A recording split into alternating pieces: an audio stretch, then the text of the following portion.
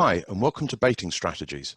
My name's Madge. I'm from an organisation, PestWise, and I'm an independent tutor and industry consultant. Thank you also to BASF as part of this presentation, where we can talk about the use of rodenticides and how effective eradication campaigns can be put into play. As part of our problem-solving services, we come across quite a lot of issues where we find overuse of rodenticides, formulations on top of each other, baits being spilt. This is accessible in a cupboard, internally, externally, and I just thought I'd throw in a bit of a picture as to see how baiting stations in a very small space probably aren't doing the job that really we should be looking to do. So what are we going to look at as part of this? We have three key areas. The first one is the assessments. So we have our risk assessments, our cost, environmental. We're looking at efficacy, so the formulations and toxicity. So actually, what is the baits that we're looking to use? And then we have the techniques, so actually putting these on the ground. Now, I will say this is an overview of a session.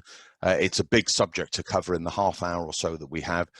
So more discussions may be required around competence in terms of the strategies, and ongoing, I'm very happy to help. So let's start at the beginning. Risk assessments are by far, well, in accordance with the Health and Safety at Work Act, of course, the thing that we must do first. But this is based around actions and activities. It's not about the application of a pesticide or looking to control pests in any form. And really what we're talking about here is the working at heights. So the example in a loft, moving vehicles, trailing cables, slippery floors. As soon as we do consider applying a rodenticide, of course, we have a COSH assessment, equally under Health and Safety at Work Act. And we also then have our environmental assessment. So this is looking at non-target species. Now, we have a bit more work to do with these assessments, but the primary piece that we must remember is that all chemical pesticides are hazardous. So if they are hazardous, our job is to minimize the risk associated with using them. Now, let's just start with a few terms so that we can define exactly where we're going. Now, we have the target species, and this is the pest, obviously, that we intend to control. Now, in this presentation, we're mainly talking rats and mice. However, the same would be equally true for insects and insecticides. We have non-target species, and this is anything that isn't the target species. Now, gone are the collateral damage days where anything that ate the bait. Nowadays, it is only the target pest that's the key. We have our primary poisoning, and this is where an animal eats the product applied. And generally people, when we talk about primary poisoning, are concerned about larger non-target species, i.e. dogs in this case. Well, actually, we also then have to think about our smaller mammals, so our field mice and wood mice. And in this particular conversation, if we are just talking about rats and mice, squirrels, of course, are a non-target species. On our terms, we also have secondary poisoning, and this is where an animal eats the target animal, but it may also be a non-target animal that's come in and eaten it. And this is part of the food chain issues that we have, and probably our smaller mammals are the one that contribute greater in terms of this food chain element. When we talk about different rodenticides, they're not equal. So we have an acute rodenticide. These are known as single dose, not single feed, but single dose. Highly toxic, rapid death. Traditionally, they were difficult to use, but environmentally, actually, they're very beneficial. Now, we have alpha chlorulose for mouse control internally. Then we have aluminium phosphide, which now requires a level 2 and is external use for rat control. We then have subacutes. This is a relatively, I was going to say new process. We're actually reinventing some old processes, but with a new 21st century slant to them. And this mode of action doesn't affect the blood, and it isn't bioaccumulative. So actually the secondary poisoning risk is much lower, and we'll come back to that a bit later. But we then have our chronics, and these are all of the anticoagulants and everything that we have been using, certainly the last 30 or 40 years on that side. This is where they interrupt with the clotting process in the pest animal, which results in hemorrhaging. So we have our first generation, which are multi-feed baits. The active is cumatetraol. This is less persistent in body tissue, so it can be assumed of having a lower secondary poisoning. However, larger quantities need to be applied, and this could have an impact on our primary poisoning. We then have our multi-feeds for the second generation, so bromadiolone and difenicum. A multi-feed requires the rodents to repeatedly feed on the baits until they've consumed a lethal dose. We then have single feeds. This is our higher toxic products, and this is where the rodents need to consume less rodenticide in order to reach a lethal dose. Now, understanding these different classes of rodenticide is the basis of how you control rodents. Let's look at it in practical terms. And actually what this is really showing is a wonderful chart of the quantities it takes to kill a 250-gram rat. Now, this is biocidal products data. And if we start with our multi-feed first generation, so cumatetraol, we're talking over a day's consumption if you take 10% consumption to body weight. That's a lot of bait that needs to be applied in order for the rats to be able to get there. Now we then move on to our Second generation, so our bromadiolone, significantly less quantities. However, when we then start to talk about what's termed the single feed, so our flacumifens in this example, we're talking about potentially less than 2 grams to kill an adult male rat. Now, I should also point out here that difenacum isn't included within this data, and that the standalone subacutes have only recently come onto the market, so they're not included within this chart. Just back to our terms for a second. Again, this allows us to really define exactly what we are going to apply and why. So we have a lethal dose, and this is the quantity required to start the process to death. The process, or this time to death, is from when that lethal dose is consumed to the actual point of death. Now, this will vary between rodenticide categories. Again, that's what we'll look at when we talk about the application techniques. We have toxicity, or LD50, and this is the amount of pesticide required to kill in a laboratory condition, and it's expressed in milligrams per kilogram. It's our measurement. We just know how strong something is or how toxic something is. We, of course, have our product label and our safety data sheets, and this is where we pick all the information that we need about application, dilution, if we were talking about insecticides, but importantly, what restrictions may be in place in terms of application, and of course, we also then understand our PPE that we need to wear. And then last but by no means least, we have formulations. And formulations are the physical appearance or the presentation of the product. And this is exactly what it looks like, and this is what we put down. Now, all rodenticides are ready to use, so there is no dilution required, and we don't add anything to them. So when we talk of formulations, we have our loose grain. We have our block. We then have our soft blocks. We have our edible gels. We've got our liquid. And of course, we have our contact formulations. And the advantage that we have with lots of formulations when we talk about safety is how can we apply them so that nothing else from a non-target point of view can gain access. So we come back to our COSH assessment. And actually, the whole point with a COSH assessment is about consideration of humans. So what are we talking about when we say consideration with humans? And it's really an accidental primary poisoning issue that we've got. So what is going to come across the baits that we apply that potentially could be consumed? Now, Bitrex should play a part in preventing ingestion. However, let's not rely on that as the safety feature. Applying a formulation that isn't visually appealing to children and not easily dragged by rats should be the objective. Now, when we talk about our formulations, what do we use? Because a block can be dragged, a grain can spill, edible gel, probably the best one. And this is the real question that we should ask ourselves is, what is the best formulation based on what we find? Now, it may be that we put it in a box. Now, that's safe, but does efficacy then come into play? Here we have an example where bait was put into a box. This is a wax block that was put into an external bait station, and you can see the hoarding nature of rats. They've gnawed the block apart and have removed it from the box.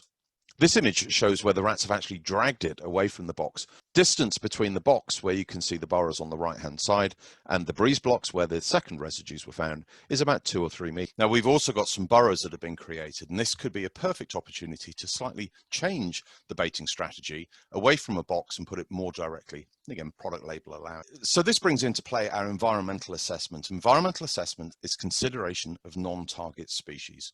And this is where crew very much comes into play. Now, this arguably is a bit more tricky to deliver effectively, but let's look at the basics. The environmental assessment should consider 2 points. You must think about primary poisoning, so what's going to eat the bait that you put down, and then secondary poisoning, what's going to eat the animal that ate the bait.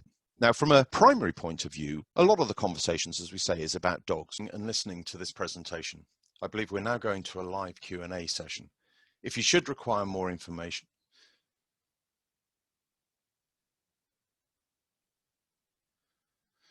but what about field mice?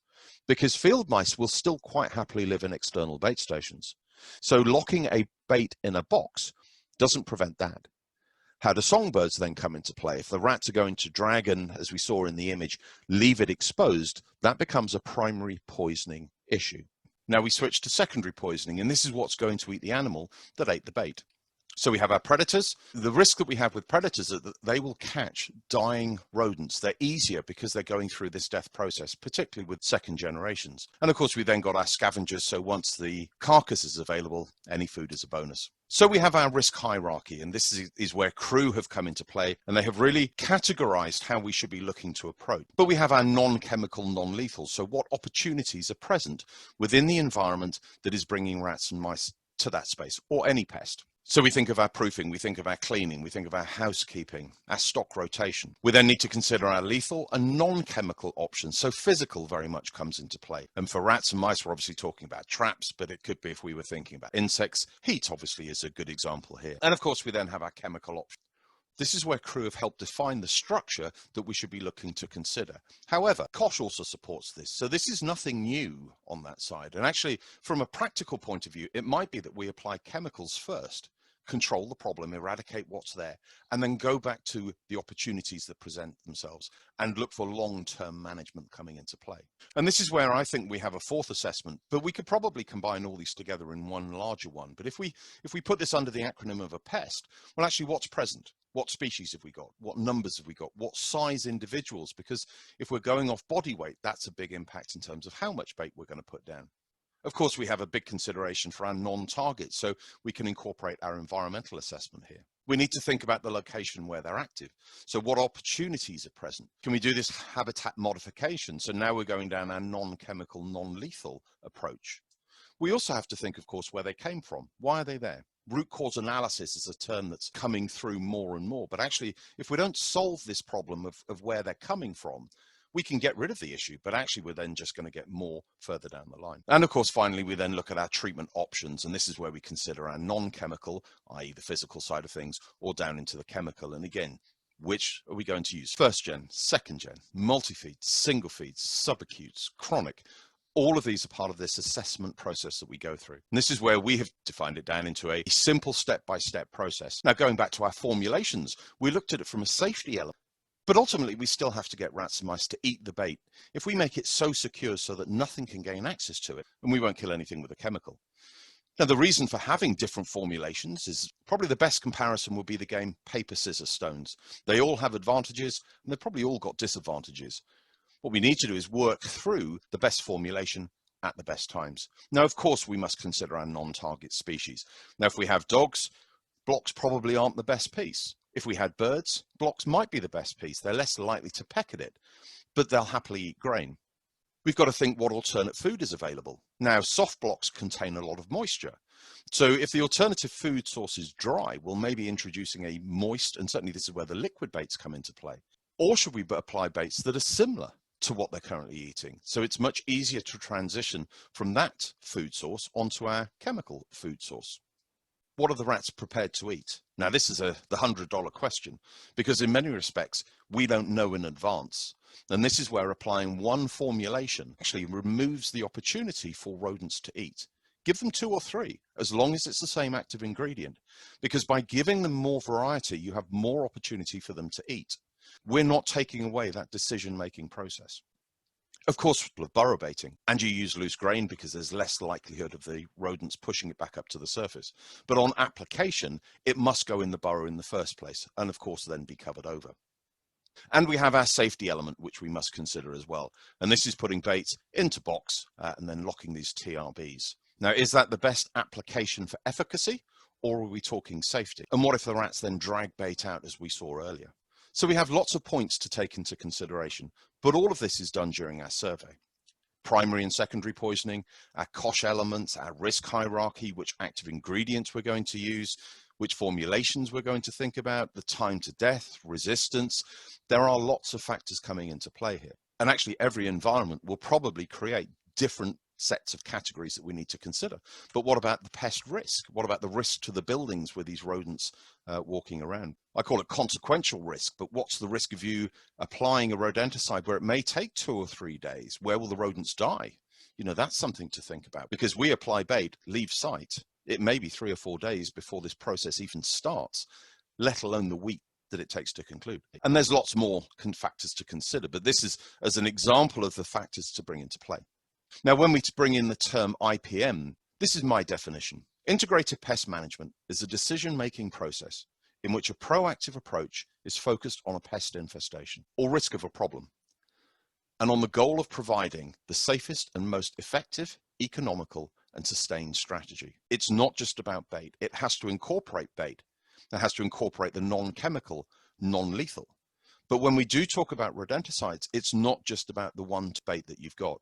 It must be about variable factors. So how do we do this? Well, we carry out a survey, and that's where we collect all the facts, the information. We then got to assess. We should be breaking these down and working out where the risk comes into play. We need to plan. So what are we going to put? Where are we going to put? We then need to deliver it. This should be the most beneficial method based on the activity of the pest and the environment in which they are active. And we then monitor and maintain and obviously keep baits safe and secure. But actually, is it working? Because if it's not, stop, go back to the beginning of the strategy and just see if there's anything that's not quite right. Because ultimately, we have to get rats and mice to eat it or to walk through it with the contact formulations. One size does not fit all. And this is part of the strategy going forward of working out which product is the best at the right time. Because ultimately, it's the rodents that will tell you whether it's worked or not. If they don't eat it, if they don't die, it hasn't worked. So this is a very simple illustration where the lethal dose, I call it the piece of pie. But the piece of pie is how much bait we need to get in. Now that will vary between the actives, and also it will vary against alternate food source, where if they have a larger alternate, so a larger blue piece of pie, the likelihood is they'll eat less rodenticide. Therefore, it takes longer to get. Now, this is exactly where multi-feeds came into play. However, when we're talking about consuming rodenticides or through the contacts, ingesting, the objective must be getting that red piece of pie into the target pest as quickly as possible. Now, product label considerations, and of course, always we read the product label before applying, but we have some new terms that have come into play over the last couple of years. The first we have is in and around buildings. Now, in and around is basically defined as the building itself and the area around the building that needs to be treated. There is no definitive. It's where the rodents are active. If they're active outside and they are infesting the building, that would be in and around. If they're outside and they're not infesting a building, that would be considered open area. An open area is really defined as anywhere that's not in and around. Now, when we take our second generation multi-feeds, we can use them in both locations. When we take our single feed second generations, we can only use them in and around. So there are considerations that we need to come into play. What we use, when we use, where we use it, even how much of it we use, will all vary in the modern rodent control. Gone are the days of indoor, outdoor baiting and put it into a box and leave it there consistently. Permanent baiting is now coming in as part of this. We should be reviewing it. But don't forget, leave things static for too long, and actually the rodents will learn to overcome what we've put down. And actually, I believe that that site plans should be dynamic. They shouldn't be X marks the spot and the bait box has been here for the last 10 years because that's where it's always been. Actually, what we should be doing is rotating and moving, considering neophobia and possible avoidance. But the more we change, the more we give variety on site, I believe that's a much more effective strategy to overcome problems that we have. Now, applying rodenticides comes in three forms. So we've made, through our assessment, we've worked out which rodenticides. There is one final piece that we do need to consider, and that is our baiting technique. So we start with saturation baiting, probably the most common, certainly over the last 30 or 40 years that we have. And this is really where the multi-feeds come into play. We then have pulse baiting. And certainly this is a take on the acutes, but this is where we are looking at our single feed rodenticides. We have a new process that's come through with the launch of the subacutes, where we've now got a speed baiting technique. So saturation baiting in and around an open area. So our first generations, our multi-feed from our second generations can be applied here. And taking the words from the great Adrian Mayer, it's essential that the rodents have ready access to the baits, and that they feed from them for anything up to 5 consecutive days or even longer. And this is the piece with multi-feed. They have to constantly be exposed. They have to constantly eat it in order to achieve this lethal dose. So what does that mean for a service point of view? You've got to return more frequently. You've got to keep the baits topped up. You've got to make sure that they are safe and secure, obviously. But if you let it run out, they will find, or they will go back to, their alternate food source. Now, a big problem that we have with saturation or with multi-feed baits across the UK, in pocketed areas, admittedly, is resistance. UK is probably one of the most resistant countries globally. And when we talk of resistance, what happens is it's a genetic mutation within the enzyme of the rodent that doesn't allow the anticoagulant to bond. Therefore, the blood clots still form. Now, there is a group called the Rodent Resistant Action Group. Now, here's just a very simple chart. You can see the first gen's resistance across the country. Now, that's not to say every rodent is resistant in every part of the country. However, tests have proved that probably more are than aren't. And you can even see into Hampshire with difenacum and bromadiolone, and even moving into Kent and Gloucestershire, actually the second generation multi-feeds aren't working. But what you will notice here is that the single feeds have no resistance. What we don't have are the acutes or subacutes. Now, these aren't included because there is no resistance. Put it into a map, and on the left-hand side, we have areas of the country that have been identified. If you live in an area that's not indicated as resistance, doesn't mean you don't have it. It just may not have been found. And the map on the right-hand side is house mice in London. Now, when we talk of more information, there is a process called tail testing, and I'm sure RAG would be very interested for anyone wanting to get more involved so that we can understand and paint a much clearer picture of what's going on around the country. So pulse baiting, the term that certainly was used in the acutes, but has moved on to single feed second gens. Now, unlike saturation baiting, large bait points are not used. You don't have to put as much bait down if you're going to use a pulse baiting strategy, and you don't have to keep them topped up.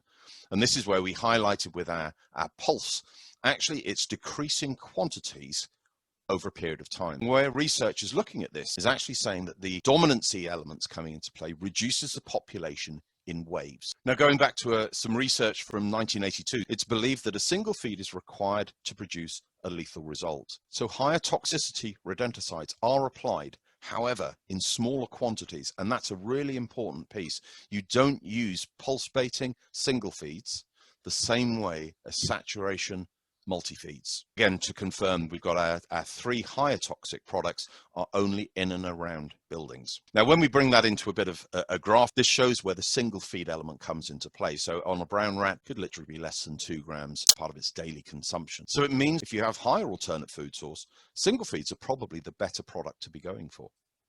Just to bring some trial data, you can see that on a farm with susceptible rats, i.e. they'll die from rodenticide, we're talking almost in a deployment of 25 kilos, control of 94% within 19 days. But look at the visits that should be done. As soon as we introduce a single feed, we're talking about less rodenticide being applied to that environment, less replenishment, and overall, look how much less bait is applied. A greater level of control is achieved. This is where dominancy may well come into play. So those lower in the hierarchy grabbing a quick meal actually will be controlled as well. But also we have less visits. And because we don't have to keep them topped up, we don't have to return as frequently. Now, search for dead and dying rodents is part of a product label, and that must be done in accordance with the risks that you find on site through your environmental assessment. Now, when we bring speed baiting, this is a relatively new term after the launch of subacutes. Now, Cilantro, which is the only product on the market at the moment, and this speed baiting element comes in, allows you to reduce the number of site visits, possibly to as few as 3. Now, again, this would need to be in accordance with the site survey and population numbers and how much is deployed. But subacute speed of action, actually, it's the amount of bait required to control is 30% less than some anticoagulants. So if we're taking multi-feeds, we're reducing that with single feeds. Potentially, we're reducing this again if we're going to think about these subacute rodents. Now, the damage caused by rodents diminishes. So now we have our consequential risk, because what happens with speed baiting is the rodents actually don't move once they've achieved a lethal dose. Now, environmentally, this is very beneficial. If we take our multi-feeds and single feeds, they are both going to take 2 or 3 days to die after a lethal dose. They will still consume rodenticides, so potentially we have multiple lethal doses within a carcass. That doesn't occur with subacutes, and is an important element as part of our baiting strategy, particularly in high-risk environments. And of course, with all processes, time is money. So the quicker we can do it, the less product we can use, of course, has to be a much more beneficial financial position. So the subacute that we have, the active ingredient is cholecalciferol. It's been around for a while. However, it's not been around as a single active ingredient within a product. The lethal dose is slightly higher than the single feeds. The key is the stop feed technology. So they stop moving around once they've achieved this lethal dose. And that is really important from a brand recognition. So how your customers will then see this, as in they won't see rats walking around. Now, this term speed baiting, if we bring it into practical terms, where BASF are coming from is they're saying with rats, it's 727. So 7 blocks per baiting point, return after 2 days, just to make sure everything is suitable and sufficient. And then it should be 7 days later, actually the activity is controlled. And certainly the times I have used this product, we had control within 7 days. For mice, 2 blocks per baiting point, return 2 days, we should have control 2 days further. Now, Malice wrote a great book. It's the Handbook of Pest Control. And they've identified and they've cleared this really well. So we have a graph here. So population on the left-hand side, we have the number of days and the volume of rodenticide. So from a subacute baiting point of view, put the rodenticide in that needs to control the infestation, and within 7 days, we should be looking for population control. You compare this against saturation baiting, where the population, you have to apply more rodenticide for the same size population, but you have to leave it available. And it's flooding the environment. That's where this saturation element comes into play for the entire duration of the control process, because you never know which rats are going to come and eat at which particular stage. So you're applying a lot of rodenticide. And then we have this pulse baiting, or wave baiting as I prefer to call it, where we've got different sectors of the population coming out and feeding at different times. So again, you can see between strategy A and C, we're applying less rodenticide. So our environmental assessment from a primary non-target poisoning is reduced, even though we are using a higher toxic product. Now, this is a balance. There's no easy answer to say which you do and which you don't. It's all based on what you find, which is why the survey and the assessments are so key. Now, the application technique. So we've worked out what we're going to apply. We've worked out where, quantities. The next element is how we're going to apply it. And there seems to be a drive towards putting it into bait boxes. And we have our plastic ones. We've even got our metal ones. Actually, there's nothing wrong with cardboard boxes in the right locations. There's nothing wrong with open trays. And actually, if we look at some research study that was done, and this is from Buckle and Prescott, connected with Reading University, we have bait consumption from different baiting stations and a trial over 3 replicated sites. That was the volume consumed from open trays. Now, open trays outside is an obvious no, unless you can cover and protect and secure. Most of the time, we should be looking to put baits in voids. We should be looking to burrow bait. We should be putting it where the rats and the mice are living, not putting it into bait boxes. But you see the minimal consumption. Now, this is not easy to define in one slide. So we have a trade. Safety, absolutely, goes in a box. Well, unless, of course, the rats drag it out. But from an efficacy point of view, we really do have to be considering and giving them every opportunity to eat. Now, remember, the product label changes as well. So if we are going to use any tamper-resistant boxes, we need to put warning labels on the outside. But if we bring this into an office-based scenario, so we put bait in a box because that's the safe thing to do. But why are we not putting it where the rodents are active? Because we all know that the rodents are living underfloor, and then they come up through these opportunist gaps that they have within the floor space. Because if we bait within the voids, surely we can use a loose grain, because COSH is clear because no humans will gain access to it. Now, we could put warning signs in case a contractor came into play. We don't have non-target species in this area, and it may well be that even the rodents die underneath. And here's an example where we actually did put one of the rodenticides in an open tray in a completely secure environment, and the mice came along and ate it. Good old burrow baiting. Now, make sure the burrows are active. Read the product label and make sure that we actually can apply rodenticides to these locations. And of course, a long-handled spoon allows the rodenticide to go in as far as possible. And certainly grain is always a preferred option because it's much harder for the rodents to expel it. And of course, we then plug it to make sure that non-target species can't go in. Now, really the idea that we're looking to do here, and here's a very simple example of a burrow system. Put the rodenticide as far as you can into the burrow system, so that non-target species can't easily gain access. Now, whether you block it, whether you cover in some areas, and there is a debate on which is the best option, the principle is the entrance point is obstructed so non-target species, particularly birds, can't gain access to consume the rodenticide. So from a baiting strategy point of view, surveying, assessing, plan, delivering, monitoring, actually there's lots of components within each of these parts. And I'm not trying to make this more complicated than it needs to. But actually, it's not as simple as just turning up with a bucket of blocks and putting them for rats, mice, inside, outside, in a school, in a factory, in a restaurant. There's lots of information that needs to be collected in order to make that decision. Now, cost does come into play, of course it does. However, it's not just about the cost of bait. And if we look at this from an application point of view, if we consider the subacutes, well, actually, we're going to be putting less down, certainly compared to the multi-feeds. But the key is the number of visits. Now, single feed would require less rodenticide again, but we have to return more frequently. So which is more expensive, time or bait?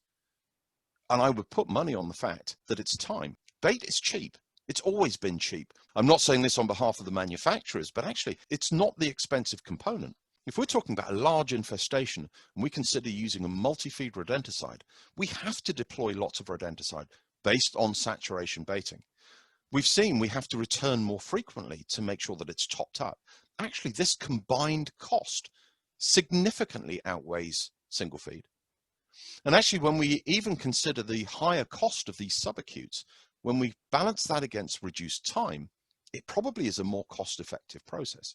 Now, this is exactly the same for cockroach gel baits. Read the product label, because the application rate is the one that helps determine the cost per unit. It's not the price that it initially costs. And that's a really important factor to consider. So there we go. I hope this whistle-stop tour of rodenticides has challenged you, has thrown some questions into play, has made you think. And I think that's the key starting point, is think about what we're doing, how we do it, where we do it, what we use, why do we use that?